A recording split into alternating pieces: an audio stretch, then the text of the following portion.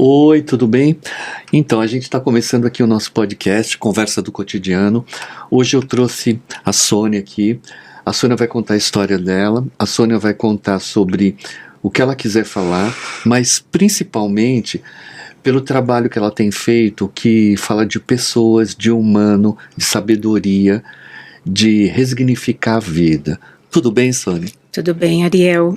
Primeiro, obrigada, né? Porque a gente tem falado muito sobre abrir um espaço. Abrir um espaço. Abrir um espaço. Isso é muito da minha profissão. Sou psicóloga, né? E eu costumo fazer isso com os meus pacientes, que por muitas vezes têm muita resistência, mas a insistência, nesse sentido genuína, ela abre um espaço muito importante, né? Ela abre uma brecha para que a gente entre com o quê? Com a nossa luz. Com Sônia, o nosso entendimento também. Sônia, você enquanto psicóloga, eu gosto muito do seu trabalho. A gente já conversou muitas vezes, eu também já te atendi, enfim. Sim. Nesse percurso da vida, esses encontros que a vida faz conosco, é sempre muito prazeroso. Você enquanto psicóloga, o teu diferencial é o humano que você pratica. Não estou dizendo que os outros psicólogos não têm o lado humano, mas você, sempre que eu converso com você, você aprofunda no humano. O que te leva a ser solidária tão lindamente com o humano? O que te traz isso? Primeiro que não basta ser humano, né? Tem que ser humanizado. Humanizado. Né? E eu trago sempre muito isso. Eu lembro de mim quando pequena. Então eu já tinha isso comigo. Essa questão do outro, esse olhar diferenciado para o outro.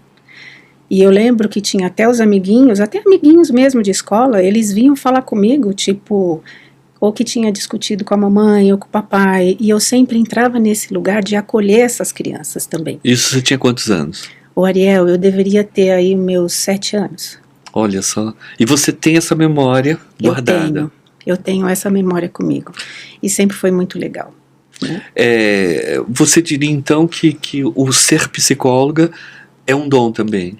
Não tenho dúvidas. Né? Eu sempre achei isso, eu acho interessante, quando eu atendo muitos psicólogos, eu gosto muito dessa área, né? Psicanalista também.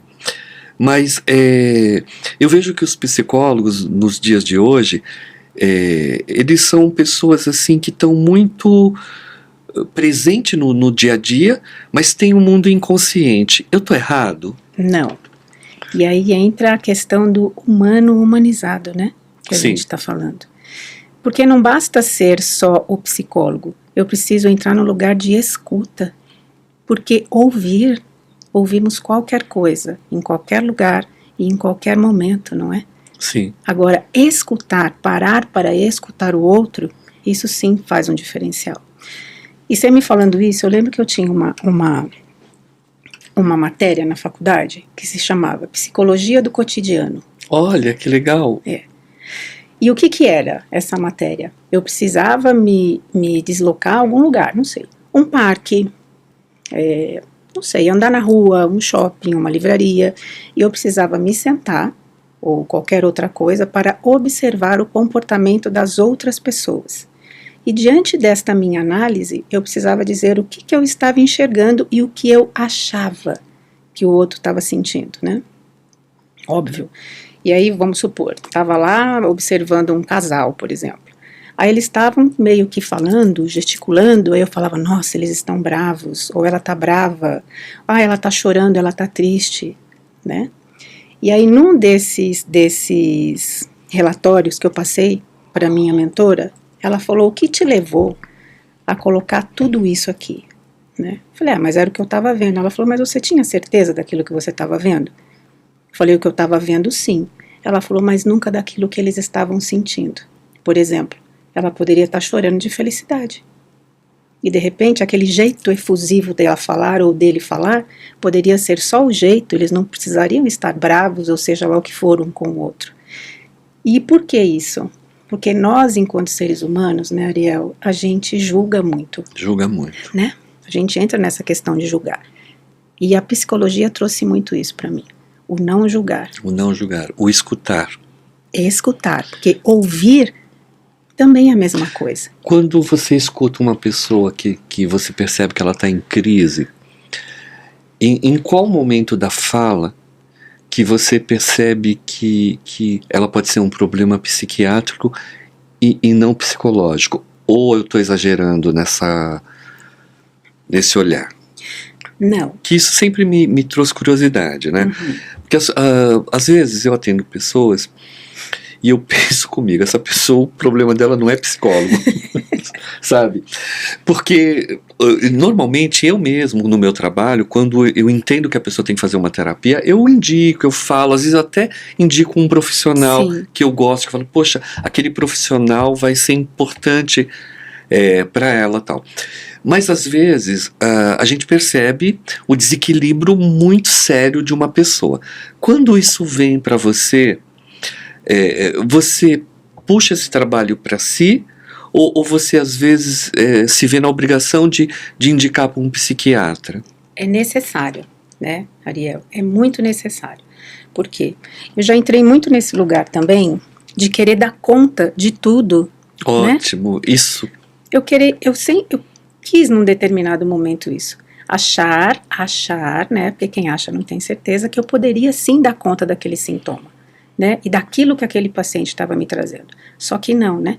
Então você vai percebendo no seu encontro com o outro que o outro não muda, que o outro não melhora, que o outro não dá esta brecha para você entrar com aquilo que você consegue fazer.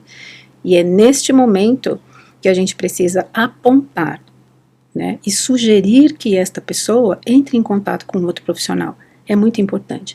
Existe resistência? Sim, muita, né, mas com jeitinho e com insistência e com muita amorosidade, a gente consegue. Sempre com amor? Nem sempre. Eu posso dizer que a gente pode ser firme, porém amoroso. Entendo. Né, empático. Né?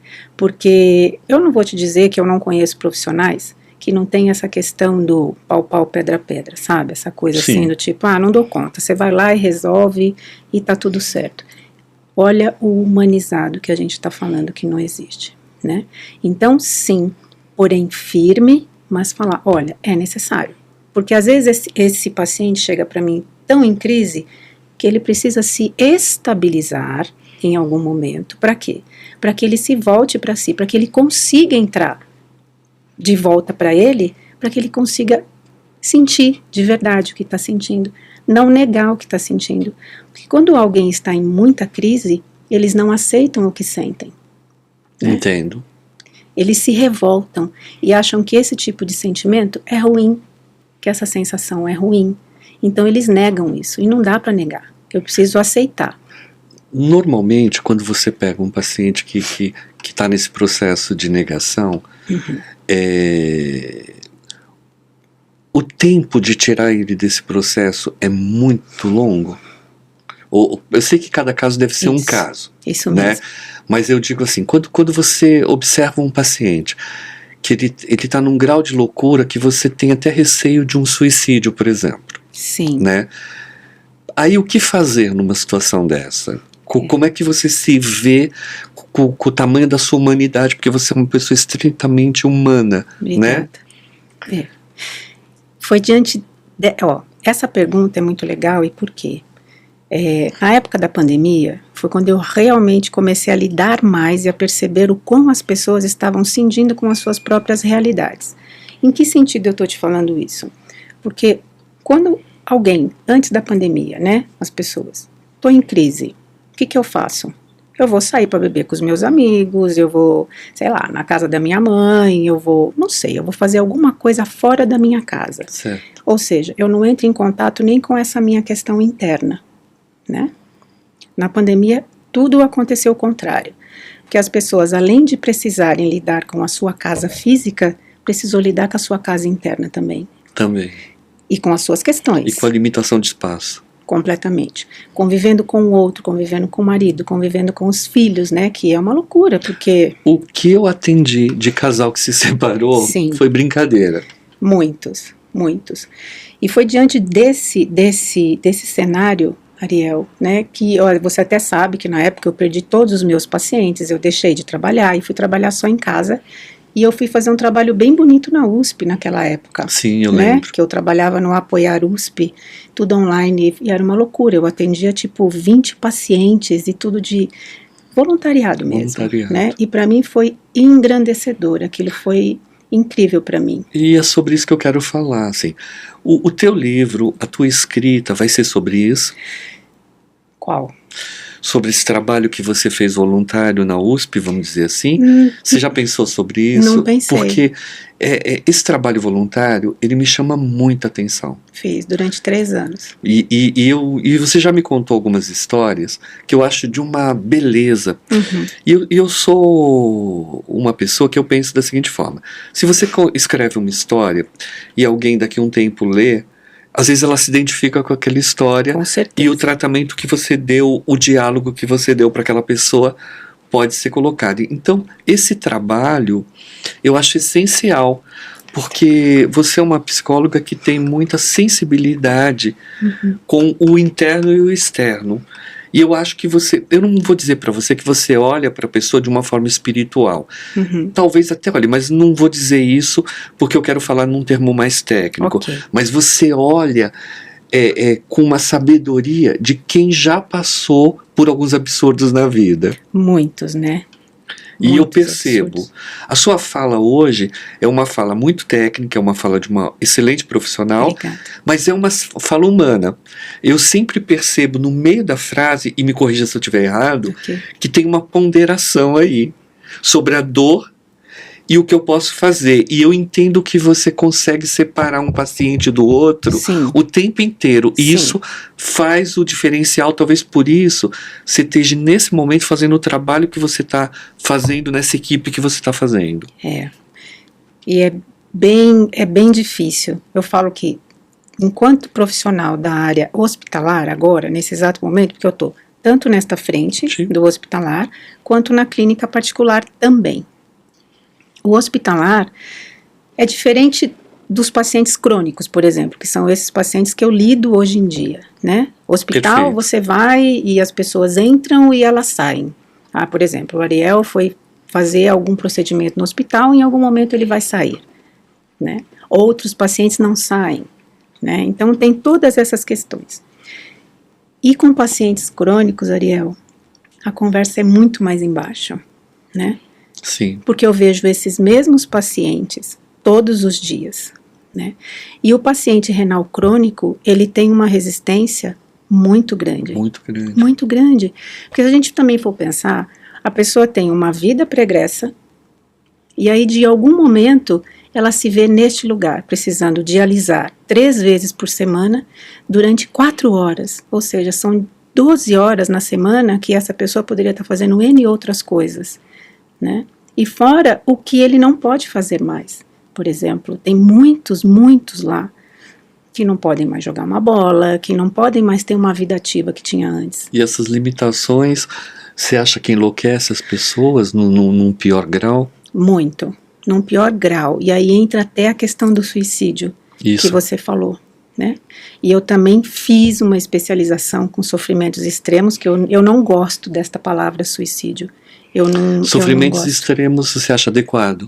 Para mim é mais adequado. Perfeito. Né? Sofrimentos extremos, né? Pode ser em N escalas aí, né? Mas eu prefiro nesse lugar aí. E uma coisa que eu aprendi também, que para mim foi muito difícil, mas quando eu me coloquei nesse lugar e eu comecei a praticar isso, né, e trazer isso para minha profissão, me trouxe um ganho muito incrível. Por exemplo, quando algum paciente que tem aí um sofrimento muito extremo, a ponto de querer acabar com essa vivência, né, com essas questões, não adianta muitas vezes eu ficar passando a mão na cabeça dele. E a gente usa as famosas perguntas difíceis, né? E aconteceu com diversos pacientes meus, inclusive há pouco tempo com um, que falou, não quero mais, eu desisto, não adianta você insistir, acabou para mim. Falei, ótimo, então vamos fazer o seguinte, eu também não vou insistir, eu acho que você é o dono, né, das suas escolhas, mas eu só queria te fazer algumas perguntas, tudo bem? Tudo bem. Rapaz jovem, tá? E os seus pais, como vai ficar? Né? Não sei. Eu falei, não, a gente precisa fazer alguma coisa, né? O que eu falo para os seus pais? Você quer escrever alguma coisa para os seus pais? Porque é muito difícil alguém tomar essa atitude e não deixar nada para o outro saber o porquê isso aconteceu. Sim. Porque eles vão ficar a vida inteira se questionando. Então vamos fazer isso, né? Dê ao outro a oportunidade de ser gentil e até de entender isso. Acabou a conversa aí. Acabou a conversa aí. Tá super bem, graças a Deus. Né? Então se tocou é trazer isso, né, Ariel? Deixa eu refletir um pouco. Ok. Você tocou no ventre e você tocou no esperma. O pai, o esperma, a mãe, o ventre. As figuras de autoridade, né? Com certeza. Eu costumo dizer que a gente nasce pelo umbigo, né? E a gente fica preso, às vezes, nesse umbigo e tem que cortar. Sim. Quando uma pessoa jovem passa por esse processo e você vai buscar uma forma de libertar essa pessoa pela mãe, pelo pai, você buscou o ventre, você buscou da onde ele veio, do pai e da mãe. Sim. E quando você coloca para ele o que eu digo para os seus criadores, de uma certa forma, eu acho que ele começou a resgatar um pouco essa paternidade e essa maternidade. Sim. E provavelmente ele já tem uma certa idade e os pais já estão caminhando para uma maturidade, e aí ele começa a entrar naquele lugar e o vazio que vai ficar para eles. Uhum. Você acha que foi esse ponto tocado? Ou eu estou filosofando demais aqui? Tem as duas coisas, né? Essas perguntas difíceis, Ariel, elas precisam mesmo entrar profundamente na pessoa, para trazer, porque às vezes a pessoa está tão em sofrimento que ela não olha para o lado, nem para trás, ela não olha para lugar nenhum, né? Nem para ela mesma ela olha. Né? Mas a sua sensibilidade, a sua inteligência de buscar o pai e a mãe, eu acho que ativa um lugar da pessoa. Rapaz jovem, tá? 23 anos. Então, ativa um lugar da pessoa que é esse sentimento, né? O que é o amor? Como é que se explica o amor? Isso. Né? Uhum. Você só vai perceber o amor, muitas vezes, muita gente percebe o amor por alguém depois que esse alguém parte. Isso mesmo. Né? E aí tem que ficar se justificando por uma série de questões. Uhum. E muita gente aproveita esse amor enquanto vive e depois, quando vai embora, sente saudade, que não é exatamente uma culpa. Então essa questão de culpa, de amor, de morte, de desapego, tem que ter uma certa sensibilidade para isso. Você usou a sua fé também ou só a sua técnica? Com certeza a fé. Tem, né, Deus Ariel? aí de alguma forma? Tem, o tempo todo. O tempo todo. Como que é a sua filosofia de vida? No que você acredita? Bom, eu cresci, né, numa família de católicos. Né? Certo. A minha avó, tanto a materna quanto a paterna, elas liam a Bíblia para mim. Né? Todas as noites elas liam uma parte da Bíblia. Então, eu sempre cresci neste lugar. A mamãe, ela era budista, né? Ela era do Nichiren Daishonin, a minha mãe. Que legal. Uhum, ela era. E nesta época, eu frequentava o kardecismo. Sempre gostei, eu sempre tive essa questão com o kardecismo. E a gente precisa se encontrar, né? E o kardecismo te acolheu de muito? Muito, me acolheu muito, foi onde eu aprendi muitas coisas, inclusive aflorar, né, e intensificar essa questão do eu comigo mesmo, né, essa questão do humano humanizado, de olhar para o outro sem julgar, né, e tá tudo bem. Só que num determinado momento, isso para mim não bastava. Era uma inquietação dentro de mim, né, e aí eu fui buscar outro lugar, né, e também é muito espiritual, é tudo muito bom. Aí hoje em dia eu vou para uma... Eu posso falar? Pode e deve. Tá legal. Tudo então, que você puder. Ok. Então hoje eu frequento a Umbanda Sagrada, já tem aí 3 anos que eu frequento a Umbanda. Sou batizada na Umbanda. Que bonito. E eu digo para você que é excepcional. É um encontro. Eu tive muitos encontros ali, né? Muitos encontros. E é incrível, né? É uma energia inexplicável, para mim é tudo. E você desenvolveu a sua mediunidade na Umbanda? Você Umbanda. Recebe... Sim.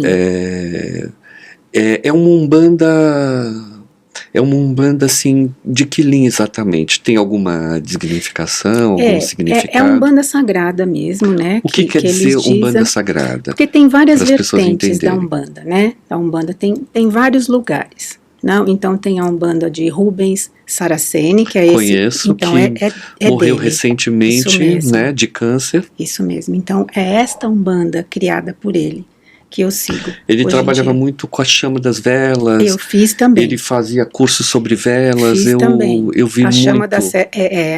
Das sete chamas sagradas, das pedras, e eu fiz tudo, quase. Uhum. Como que era? Ele tinha um livro muito interessante, O Cavaleiro da Meia-Noite, era isso? Tem. Eu não li ainda, tá? Confesso que eu não li ainda, que essa vida maluca, né? Eu vou A gente olhar, acaba eu acho que eu lendo. tenho em casa, eu não cheguei a ler, mas eu vou te emprestar. Ai, que bom, eu adoro, eu quero. Então, esse lugar me traz muito conforto também. A Umbanda, para você, ela é uma dança também? Também, Porque para mim a Umbanda, ela é uma dança, ela é uma expressão corporal, total também. desde a época da escravidão, porque Sim. a Umbanda, ela é uma religião, ela é uma mistura de igreja católica, Uhum. dos santos católicos, Isso. com... Tanto que eles usam, né? Que eles usam. Quando eu era pequeno, tinha muitos centros de Umbanda. Hoje em dia, tem menos. E é interessante, quando eu comecei a ir para Porto Alegre, eu descobri que lá tem muitos. Eu achei tão interessante. O que nos anos 70 tinha de centros em São Paulo, agora tem em Porto Alegre. E a Umbanda, ela começou a voltar a ser forte, Sim. como ela já foi em outras décadas, né? Você diria que esse centro que você vai é um centro relativamente grande? Ele tem bastante adeptos. Tem bastante adeptos. E as pessoas que frequentam esse centro, elas têm uma escolaridade alta ou é todos os tipos de pessoa? Como é que funciona? Ariel, eu acho que tem todos os tipos de pessoas. E assim, eu acho que a Umbanda, ela tá muito bem amparada nesse lugar, porque ela não faz distinção, Perfeito. tá? Não tem essa distinção, né? Se nada. Então tem muita gente ali. Ela acolhe todo mundo. Totalmente. Tem esse acolhimento. E eu acho que isso é muito bonito. Mas Né, as neste pessoas lugar. com uma formação um pouco melhor, elas também estão adeptas Sim. a esse lugar. Porque o que eu Sim. quero dizer Estão. é que de uma certa forma, quando você começa... Agora tem faculdade de Umbanda, né? Tem. Então, Teologia. quando a Umbanda começa a estudar, porque antes as pessoas iam lá, recebiam, tomavam o passe e iam embora. Isso mesmo. Hoje se pratica o estudo, e o estudo é que me interessa. Então, quando eu pergunto se tem gente de todos os níveis, Tem. não é uma questão de discriminação, não. Não. Tá? Até porque eu não discrimino absolutamente nada. Isso. Mas para entender o que a classe média, a classe alta e a classe mais humilde estão fazendo nesse lugar e como eles estão se ajudando entre si. E se ajudam. Muito. E não tem distinção mesmo, né? Eu acho que é só indo mesmo para ver. Só indo para ver. Só indo para ver. Quando você chega no terreiro, pode-se dar esse nome, terreiro? Pode. Quando você chega no terreiro, qual é a sensação que você tem? Voltei para casa? É mais ou menos isso. É mais ou menos isso. É um encontro de alma que às vezes não vale para um, mas vale para outro. É o né? nome do lugar que eu frequento. Chama Irmãos de Alma mesmo. Irmãos de Alma. Isso. Que interessante. É o nome. Eu tenho muitos amigos que são da Umbanda e são pessoas assim de um alto nível, né? Alto nível que eu digo não é porque tem dinheiro ou tem poder ou tem escolaridade. É porque tem a sensibilidade de trabalhar aquilo com a dignidade que a espiritualidade merece. Eu concordo, Ariel, porque ainda hoje existe muito preconceito. Muito, por isso que eu estou falando sobre isso. Muito preconceito, muito, de verdade, existe muito preconceito. E não precisa existir esse tipo de coisa, né? E é por isso que eu falo que a Umbanda ela é tão linda nesse sentido, porque ela acolhe todo mundo, né? Não tem essa distinção, não faz essa distinção. É muito interessante. Uma época da minha vida, eu achei que eu ia morrer. Eu cismei assim, né? E eu estava com uma dor, eu ia aos médicos e nada acontecia, ninguém me falava nada. Aí eu estava conversando com uma cliente E ela falou para mim assim, acabei de voltar da minha homeopata. Eu falei, é mesmo? Engraçado, o meu homeopata, que era um senhor, ele faleceu. Me dá o endereço da sua? Ela falou, tá bom, só que é em Salvador. Eu falei, como assim em Salvador? Ela falou, uma senhora de 90 anos, ela chama Maria Amélia, ela é uma das percursoras, os avós dela que introduziram a homeopatia no Brasil. Eles têm uma farmácia lá em Porto Alegre, lá em Salvador. E ela, de terça e sexta, ela atende as pessoas gratuitamente. Durante a semana as consultas são muito altas, o valor e tal. Ela falou, você quer conhecer? Eu falei, quero. E ela me deu a passagem de ida e volta. Olha só. De presente. E eu fui com uma amiga e tal. Aí entrei no consultório dela, parecia que era uma farmácia embaixo, uma escada aqui, o consultório. Mas para você ser atendido, você tinha que chegar às 5 horas da manhã. Caramba. Eu cheguei 5 horas da manhã. Aí já tinha gente na fila, tinha gente até da Argentina. Nossa. Aí, 8 horas, começaram a dar a tal da senha.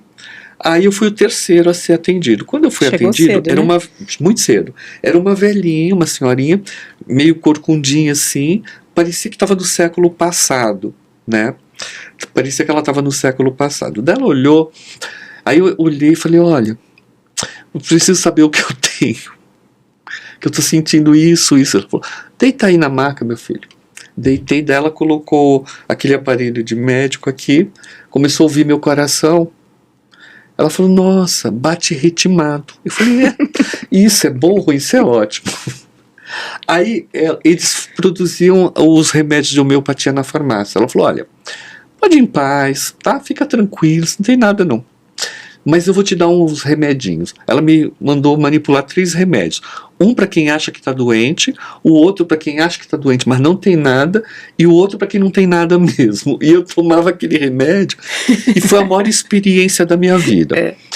Aí, infelizmente, ela faleceu e ela era mundialmente famosa. E os netos não quiseram continuar, então a farmácia infelizmente fechou, mas pena. era uma coisa. E aí depois eu fui ler a respeito, né? E os bisavós dela cresceram numa fazenda e eram pais de santos. Olha só. Então toda essa homeopatia também tem uma ligação com a Umbanda. Tem. Eu acho que tudo tem uma ligação com algo, né? Que nem, por exemplo, a Umbanda Sagrada do Rubens Saraceni. É incrível, ele ensina coisas, né? Até hoje, né? Ele deixa coisas muito, muito lindas pra gente, assim. Ele tem livros que tem pontos, que tem magias, que tem coisas ali interessantes. Sim. E ele foi muito rápido, acho que ele se foi com 40 e poucos anos, né? Ele foi muito jovem, assim, mas ele tinha uma pressa, né? Você reparou que ele tinha uma pressa de ensinar tudo? Sim. Talvez ele já meio que soubesse que a passagem dele em São Paulo seria muito rápida. Isso é uma questão também que a gente sempre se pergunta, né? Dessa passagem rápida. É como o Gasparetto, né? Que também, de uma certa forma, ambos terminaram com... eles tiveram a mesma doença, o mesmo tipo de câncer. E foram embora... assim, muito rápido, né?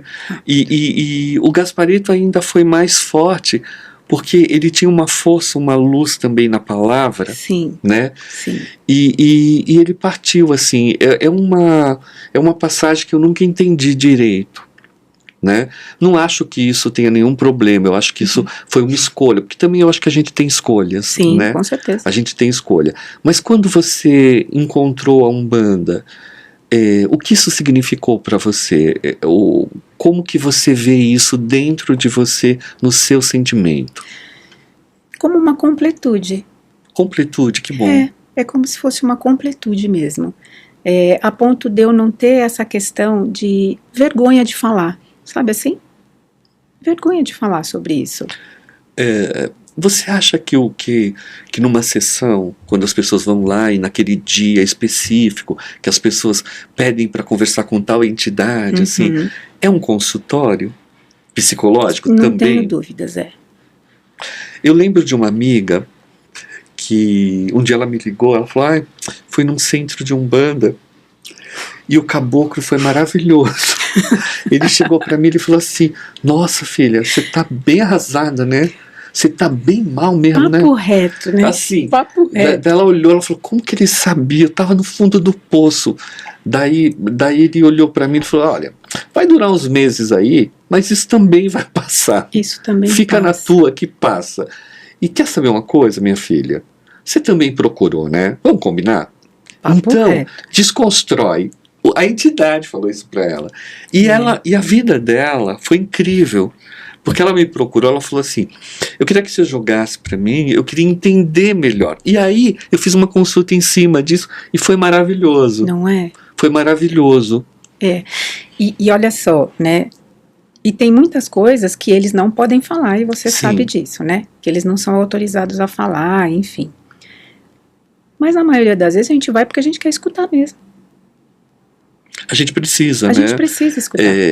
Porque a solitude que existe dentro da gente, ou a solidão que habita, naqueles momentos que a gente, mesmo tendo estudo, tendo lido, tendo fé, tendo amor, Sim. tendo respeito, dá uma tristeza que a gente precisa resolver essa tristeza. E que às vezes a gente nem sabe de onde ela veio, né? Exatamente. E aí, quando você transfere isso, ou no centro kardecista, ou conversando com o santo, ou fazendo uma novena, ou Isso. indo num centro de umbanda, de candomblé, ou indo na messiânica, sabe? Eu lembro que às vezes eu fazia uns rituais de limpeza com as folhas, para alguns clientes meus. Numa floresta linda que Ai, tinha. que E do delícia. lado tem um lugar de Mahikari, que aplicava o jurei, um centro, né? Então eu saía da mata e levava a pessoa para tomar, e era maravilhoso, e como se completasse aquilo.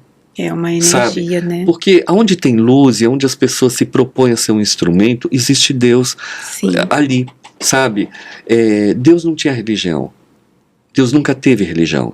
Acho que ele nem fundou religião. Uhum. Deus, ele andava com as pessoas de todas as formas. Ele nunca criticou ninguém. Jesus, né? Basta a história do leproso, né? Exatamente. Então, o que ele aplicava com as mãos era a cura do reiki. Uhum. Né? Uhum. Então, Jesus, ele nos deu muito ensinamento. Basta que a gente olhe para as coisas. Eu, Sim. propriamente, gosto muito do kardecismo, porque ele me expressa muitas coisas. Já gostei muito mais de Umbanda, Uhum. mas como eu já estudei muito, já li muito, já coloquei muito, e eu realmente não preciso frequentar nenhum Sim. lugar, porque a forma como eu me identifico com as estrelas é uma coisa que tem me feito muito bem, Olha só. sabe? Eu conheci uma preta velha que já tinha quase 80 anos, e ela tinha sido mãe de santo durante 50 anos, e ela saiu e foi cultuar os mestres ascensionados, porque ela cumpriu a missão na Umbanda. E eu herdei alguns livros, algumas coisas dela, e um dia ela falou para mim, não permita que ninguém faça a sua cabeça. Isso. E eu não fiz, e foi a melhor coisa que eu fiz, porque isso me faz caminhar por várias linhas de pensamento sem que eu precise ter uma religião. Exato. Né?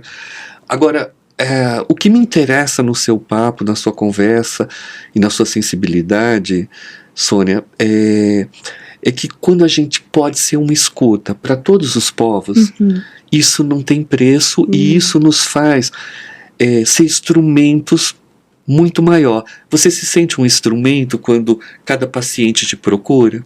Eu me sinto. E é gratificante para mim. Diversas vezes eu falo, quer saber? Chega, deu para mim, não dá mais, tô cansada, tô exausta, tô isso, tô aquilo, porque afinal de contas somos seres humanos, né? Mas quando eu vejo o quão existe de transformação e de bem-estar no outro, eu falo, não, deixa eu ficar mais um pouquinho, eu vou ficar só mais um pouquinho, né? Aí passa. Eu falo que quando eu entro no salão de diálise, porque hoje em dia lá na clínica nós temos exatos 297 pacientes, e eu dou assistência para os 297 pacientes, escuto todos. Setembro Amarelo foi uma descoberta incrível para mim, né? Porque eu fiz um material bem bonitinho para eles, para falar sobre o Setembro Amarelo, né? Do que é dos sofrimentos extremos e tudo mais. Eu fui de um por um, conversando com um por um e fazendo a seguinte pergunta para eles, né? Se alguém chegasse em você hoje né, falando que não dava mais, que a vida não faz mais sentido, que conselho você daria para essa pessoa? E o que você disse? Eles me davam respostas incríveis. Não desiste ainda, né? Volta para o fim da fila, que ainda não chegou sua vez. Foram respostas assim, Ariel, que você fala, puxa vida, né? E isso só nos faz comprovar que quanto mais a gente vive, mais a gente quer viver, né? Exato. Quanto mais a gente vive, mais a gente quer viver. Esse mistério da vida é incrível, né? Você Sim. sabe que eu não tenho preconceito com nada, com absolutamente nada. Eu respeito todas as pessoas, né? Às vezes eu vou atender algumas pessoas e eu vejo que elas são pessoas que se dizem do mal, assim. Então eu pergunto, mas você gosta de ser do mal? E aí eu começo a conversar com elas e eu vou descobrindo que o mal é só fachada. Sim. É só fachada. Ela coloca uma pessoa difícil, que fala muito não, mas acaba fazendo tudo pela humanidade. Você já percebeu isso? Já. E assim, na maioria das vezes essas pessoas, né, Ariel, foram pessoas que já escutaram muitos nãos, né, que foram pessoas muito abandonadas mesmo, né, que não tiveram uma escuta, né, que nunca tiveram uma palavra, ou que tiveram algumas questões com as suas figuras de autoridade. Então eles colocam aquela capa gigante, né, e eu falo que quanto maior é a armadura, menor é aquilo que tem dentro, mais sensível é esta pessoa, né, e a cada dia eu comprovo isso na prática mesmo, com os pacientes. Sônia, e as pessoas que chegam ali orgulhosas, como funciona? Aí também é um caso. É um caso à parte, né? É um caso à parte. E tem, viu, Ariel? Tem muitos, eu sei. Tem muito. Mas o orgulho, ele é desfeito. Porque não tem como a pessoa se permanecer nesse lugar. Ele é desfeito pelo atendimento de vocês, ou ele é desfeito porque ele olha em volta? Com certeza. Porque ele está ali com mais 49 pacientes, Sim. passando pela mesma questão. Né? Aí essa identidade que ele acaba encontrando nos outros acalma um pouco essa tentativa de se blindar. Isso, porque ele olha a sensibilidade do outro, ele olha o sofrimento do outro, né? Tudo bem que é tudo diferente, cada um sente de uma forma diferente, mas quando ele olha para aquela máquina, ele fala, olha para a máquina dele e vê que é tudo igual, não tem outra alternativa, né? E as pessoas que ficam se desculpando por estarem doentes? Isso tem também. E geralmente as pessoas que se desculpam muito por estar doentes é porque essas pessoas não se cuidaram quando sabiam que deveriam ter se cuidado. Demoraram para... Não aceitaram. Por exemplo, sei lá, tem diabetes, você não pode fazer determinadas coisas. Tá tudo bem, não tem problema nenhum não. Né? E quando... normalmente os pacientes eles vão sempre no mesmo dia, no mesmo horário? Mesmo dia. E quando alguém do grupo faz a passagem? É difícil. É difícil. Tem um ritual para isso? Tem uma conversa? Tem. Ou é só a dor? Não. Tem. Eu me vejo nesse lugar, né? Nesta obrigação. E por que eu estou te falando? Não sei se você conhece, não sei se você já viu como é um salão, um lugar onde as pessoas fazem hemodiálise. Eu não vi isso, mas quando a minha tia... Quando eu tinha 18 anos, eu acompanhei minha tia para fazer quimioterapia. Entendi. E eu ia a todos. E eu vi um tipo de sofrimento que foi muito forte para mim e que eu fui entender muito a dor. E em 1980 e Sim. pouco, o tratamento ainda era mais precário do que é hoje.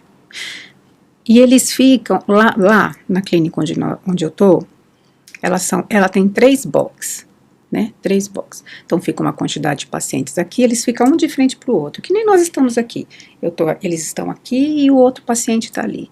Então eles acabam criando grupos entre eles, porque são próximos, eles não podem levantar, eles não podem fazer nada. Então eles criam grupinhos. Por exemplo, esses dias aconteceu o falecimento de um desse grupo, eles são extremamente unidos, Ariel. Eles se unem mesmo, sabe? Eles têm a turminha deles ali. Tem grupo no WhatsApp também? Eles têm. Que legal. Eles têm. E um deles faleceu, transplantou e faleceu. E qual é o meu papel nesse lugar? Qual é o seu papel nesse lugar? E sentar com eles e entender como que eles estão se sentindo, como foi isso para eles. A escuta. né? Como está sendo isso para você, né? O que você pensa disso? Aí um fala, eu não quero mais transplantar, porque o fulano transplantou e ele morreu, e aí se eu for fazer, será que vai ser a mesma coisa comigo? Né? Então tem toda uma conversa, precisa ter um acolhimento. Muitos nem voltam para a diálise, entende? Entendo. E como você lida com essas perdas, você, pessoa física, humana que você é? Eu, Sônia, sente pra caramba, né? Por isso que eu te falei, é diferente do que eu faço hoje, enquanto eles, né, pacientes crônicos de um hospital também, porque eles entram e saem. E lá eu vejo eles todos os dias. E quando eu chego, ou que eu recebo a notícia que algum paciente, a gente sempre tem muito vínculo com eles, faleceu, eu fico imensamente triste, óbvio, eu sou um ser humano. Perfeito. Eu choro, porque como não, eu sinto muito por eles. E o choro é libertador, não é? Não tenha dúvidas, né? Não tenha dúvidas. Eu tenho certeza, eu sempre chorei assim, me emocionei, e uma época da minha vida, durante 2 anos eu não conseguia chorar. Não conseguia. E aquilo foi muito ruim. Um belo dia, eu chorei, mas eu chorei. Foi libertador. E aí o choro voltou a acontecer, porque eu sou uma pessoa muito emotiva, e eu prefiro ser assim, eu prefiro ter emoção, sabe? Eu sou canceriana, né? Mas eu sou muito duro também, eu sei segurar os dois lados, sabe? Eu aprendi, né? Agora, mudando um pouquinho do hospital para o teu consultório, como é que é o seu atendimento individual? Você fala as pessoas te procuram por tristezas amorosas? Me procuram. Eu até brinquei esses dias, eu falei, nossa, eu vou virar HIT, a conselheira amorosa. Conselheira amorosa. Que loucura. Mas assim, né, Ariel, a gente precisa saber separar muito, né? Sim. Porque independente, né, de ser uma crise amorosa, ou seja lá o que for, é uma crise, é uma ansiedade, é uma depressão, e eu preciso entrar neste lugar. Ok. Né? E é diferente. É um tratamento diferente, né?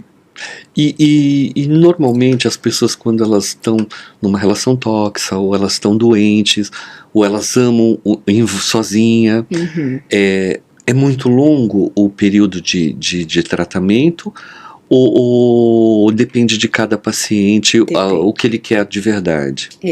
Depende.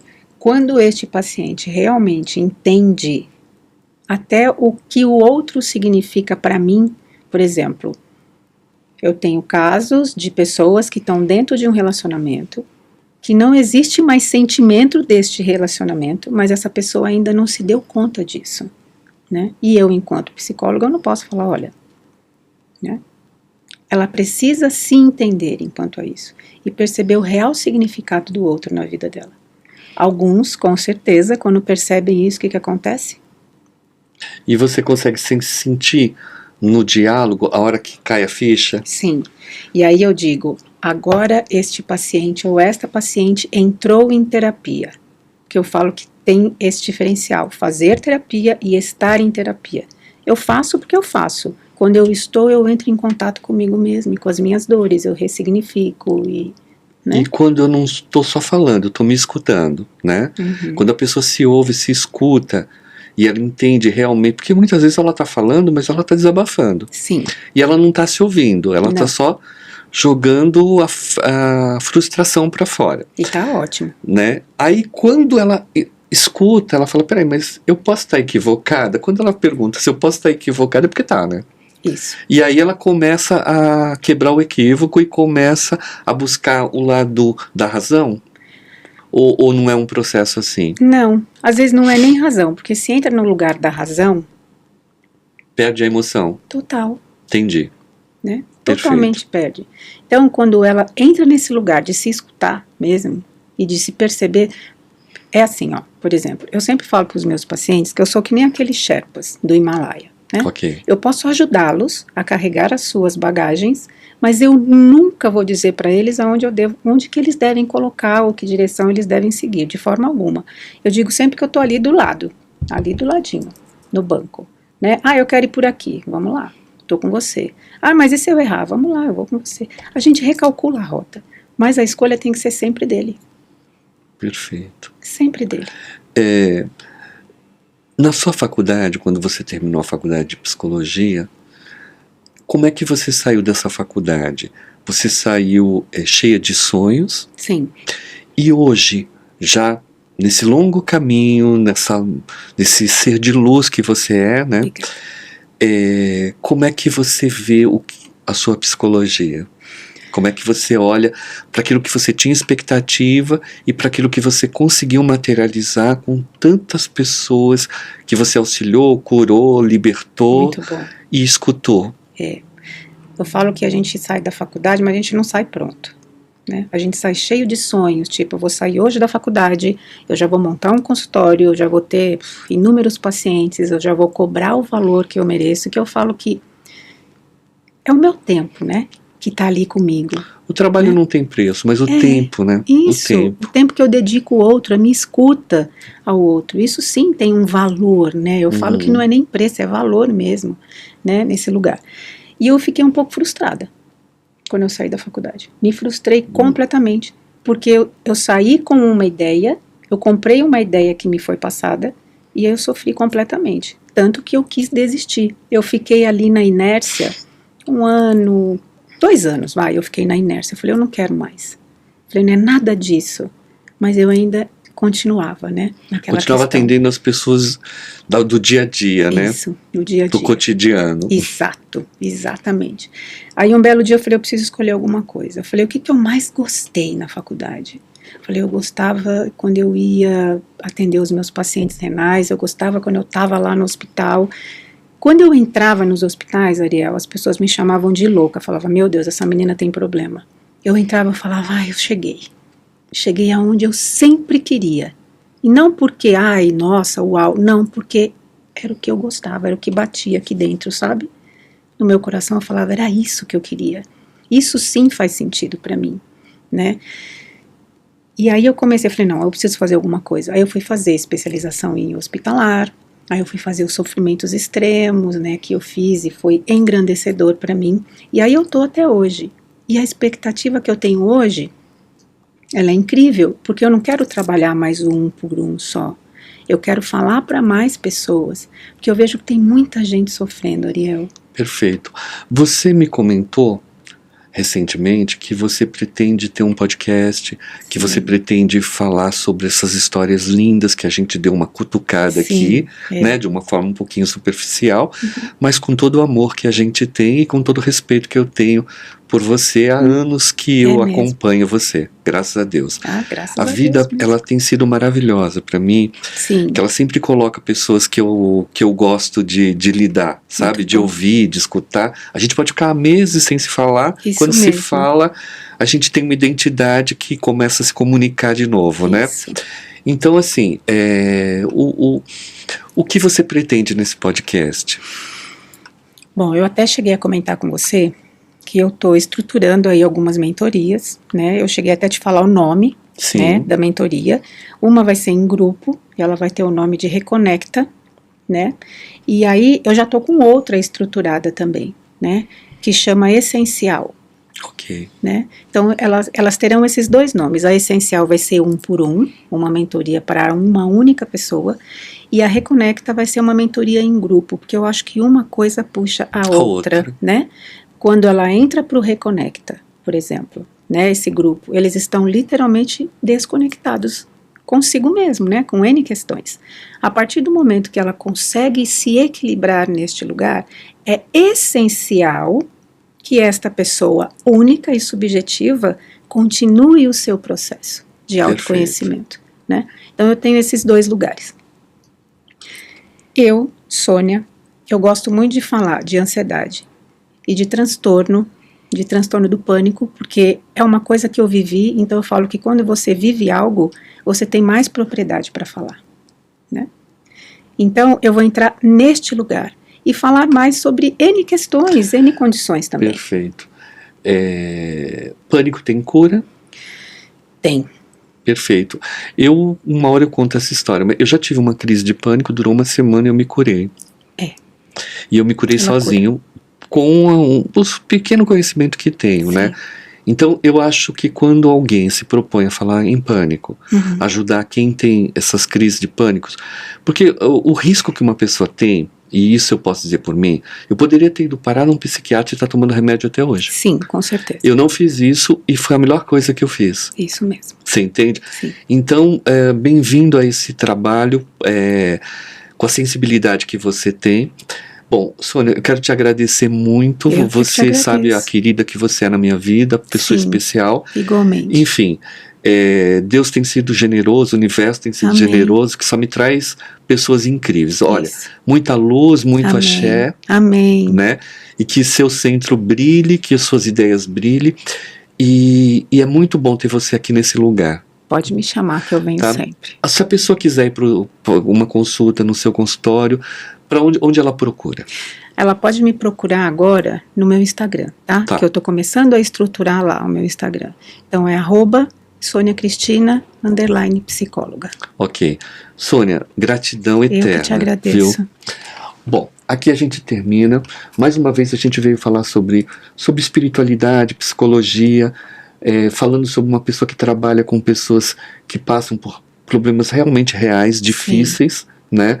Mas com pessoas sensíveis como a Sônia, eu que sempre falo, o Brasil é uma terra abençoada e os profissionais do Brasil têm e merecem ser reverenciados. Então eu peço a todos que façam uma oração hoje para todas as pessoas que estão doentes. Maravilha. E peçam paz e luz. Amém. Gratidão, Sônia. Um beijo, meu amor. Beijo. Obrigada.